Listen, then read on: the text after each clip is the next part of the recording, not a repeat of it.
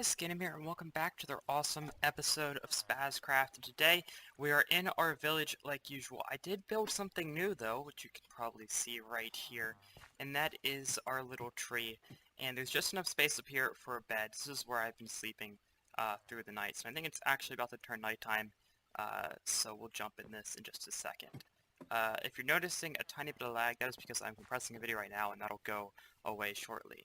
But this episode, if you haven't already noticed, in the title, we're building some farms. And specifically, we're going to be building the farms that you normally see in the village. So we're going to be building farms for wheat, potatoes, carrots, and beets.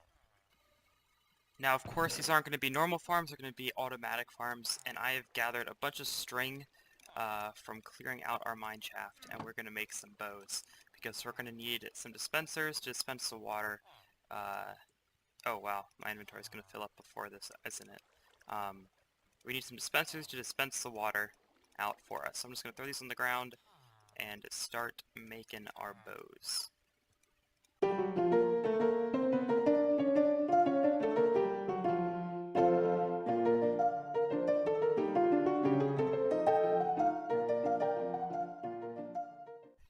Whew, it is incredibly annoying to make a large number of dispensers, and it takes a lot of time to craft because the bows do not stack. Halfway through I accidentally made some droppers, so we'll just throw them out in a chest. Let's grab the rest of our materials for this build and head on down to where we're going to build this. I have already cleared out the space where we're going to put these, and then we're going to make this room underground actually. And pretty far underground because we had to go under the zombie defense system. So I think it's about here. We might see some water droplets coming out of these stairs. Yep, there we go. And that is actually the zombie defense system over top of us. So here is our giant room, probably bigger than you're expecting. But these are going to be our farms. So we have 4 sections, and we'll put one of each crop in each. And the cool thing about this is that if we place a water block at the top, which I'm not going to do now because it'll get rid of all the torches, it'll actually flow down all the way to that little gap there, and that's where we're going to place a bunch of hoppers. So I'm up here now, and here's what our 32, oh, you can hear one of the zombies already, dispensers are going, and they go like that. That's 8. This is going to be 8 more. So it's 8 across. If you don't know, water can go 4 blocks out when hydrating dirt. So we're just going to have water on both sides, and then we can go 8 blocks. So I'm going to do the same thing over here on the other end, and then we're going to get started on building the actual farm, and I think I'm going to do that in a time lapse.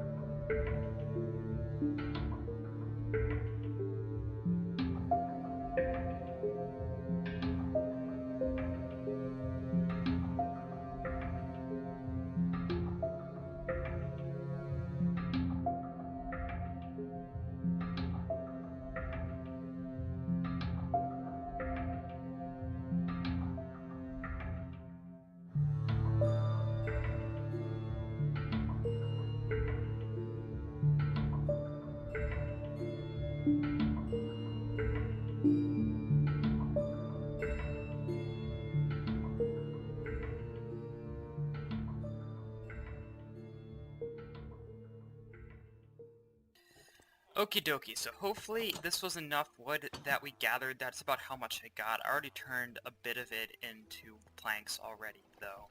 And what we're going to do is that we're going to spruce up this whole area, too. We're going to make it look nice. And by spruce up, I literally mean spruce up. We're going to be using spruce wood. As you can see, I already started outlining the sides a little bit. And I put these in at the end of the time lapse that we can jump up to. So what we're going to be working on now is this roof, and I'm just going to clear this all out. And I think what the pattern is, and I don't have any in my inventory right now, is some spruce wood and also some spruce planks. And it's going to look a little bit like this. This is a pretty normal kind of roof design. And then just alternate between them. And we start having a design that looks like this. And it gives the roof a little depth, makes it look a little more interesting, and it'll look pretty cool with the different levels. So what I'm going to do is I'm going to get cracking on with building this roof, and then I'll get back to you guys. And there we go. The ceiling is all finished across the whole room. I took out this block of wood so we can fit in some glowstone because the torches obviously would get taken out with the water. So now that's in place. I think it looks pretty good. I do like the glowstone along there. Also, I filled in the back of each of the sides. You can see we also added some glowstone in there because it got a little dark. And I think that looks pretty good. The colors, I don't know if it blends too well with the ceiling or the dirt, but oh well, I think it's fine. And then all we have left is I tilled all the grass, so now it's just to do the redstone behind there and then plant everything. Okay, so I've gathered up our redstone supplies, and I'm just going to head over. We need some way to get behind and, like, access and enter our redstone, so I'm just going to put a door in the wall right here, and hopefully that won't look too out of place, and I think that'll be fine, that'll do. So I'm just going to go back here and start mining down both sides to get to our redstone, or to get to the dispensers. Okay, so I've cleared out a little bit of space, and we're over here on one side. Now, these are furnaces on the bottom just for decoration, and our dispensers are right here. What I didn't think of before is that we're going to need the line on top for the redstone, and that's just going to make it so much simpler. The problem is you can kind of see out that gap, and that's why we had some furnaces on the top, which kind of have the similar skin to the dispensers, so it blends in. What I'm actually going to have to do now, though, is place redstone here, and it's not necessary. We could build it with a lot more redstone in the back, but I think this will be fine. I just did it on that side and went back and looked out from the front, and it definitely looks weirder, but I don't think it really matters too much. And I'll go show you guys that in a second. But we've come up, oops, we need to do this one too, don't we? We've come up all the way to here on both sides, and then all that's left to do is I'm going to come in here, and we're going to fire all these dispensers with redstone torch, and then we just need another two right here, and then I'll turn them off. So all that is left is to go down here, place two repeaters like so, and then grab our redstone. So these will all fire at the same time, all the water will, and it's actually a very simple system. And now we just run this piece of wire all the way back to where we put our button. And I am now on the other side, and here is the last of the redstone. Oops, did not mean to break that. Torch, and there we go. And now I just need to loop this side around too. Okay, so with the nature of the build, the button is going to go somewhere up along the roof, because it's not going to really fit anywhere on the ground. And I think just on the bottom of one of these logs would do fine, and I think that's good. You'll notice that when you come in, and then that'll be a good button to press. So I'm just going to come along this until we get to it, and actually I have no idea exactly where it is, so we're just going to have to guess. Okay, so I ended up counting it is on this block here, and then what we're just going to do is run the wire over to where the rest of our wire are connected up. And with this repeater, that goes up to the button, and this goes along to both sides. So we should be good. Time to test this without the water in it, just to see. Huh. Let's make a piston maybe and see if we actually got it to turn on. Now what it might be is that I'm just too far away to hear them go off, and that might be the case, but let's see. Huh, I did not hear the piston, so this button is not getting fired. So this is 1, 2, 3, 4, 5, starting from where the wood starts. So 1, 2, 3, 4, 5. That button should be working.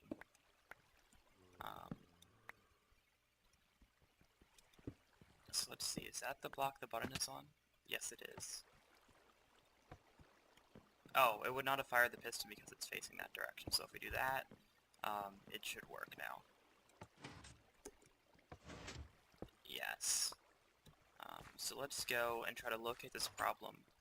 So let's see if we hear the button still, or hear the piston still if we place it here. Ooh, not facing that way though.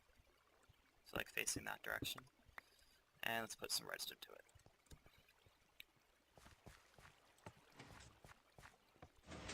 Okay, that's working. So we've got it working up to here. It might just be that I'm too far away. Aha! Okay, they were going the whole time, there wasn't a problem.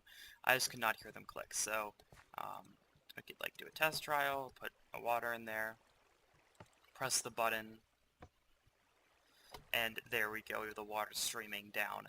And this goes all the way up? Yes, it does. Okay, so that works. Now, there's a few things we have to think about, and that is, I don't think all the things actually need water. As you can see, it does these two. So maybe we can do like 2 more maybe and just see how that works.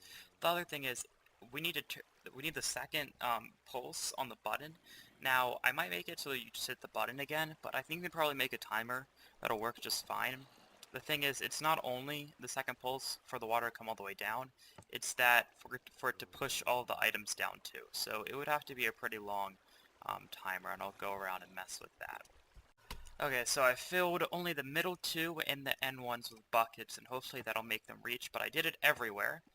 So let's see how this farm works. We do have a bit of a lag spike, as expected, and then it clears up pretty fast, and that actually does the trick with all of the water, so I think I'm going to leave it like that. And this looks pretty crazy with all the water flowing. So we're going to cut that off, and there we go. So now we just need to add a timer and also put all of our crops in. Okie dokie, so here we have the very ugly system for the timer that we will clean up when we actually build it. But right here, we have the dispenser, and we have a direct line going to it. Then we have a second line that goes to this pulse extender, so it's going to stay for a very long time. That pulse extender then goes into the output changes to a button is essentially what this is doing. So imagine this is like a lever turned on, and then the output is a button. Now, when it goes, you can see that it actually flashes a torch. I actually missed it really fast at the beginning, but that time lines up with when the bucket is first shot.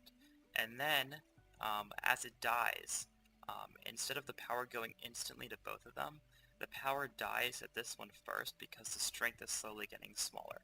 So that means it'll fire in reverse. So essentially, what this is doing, it's turning lever to button.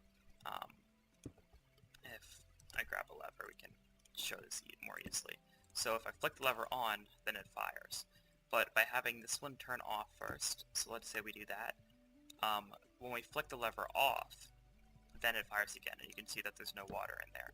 So that is how the signal, because these slowly lose signal, so that is how the signal works with this. So it comes around and makes this work.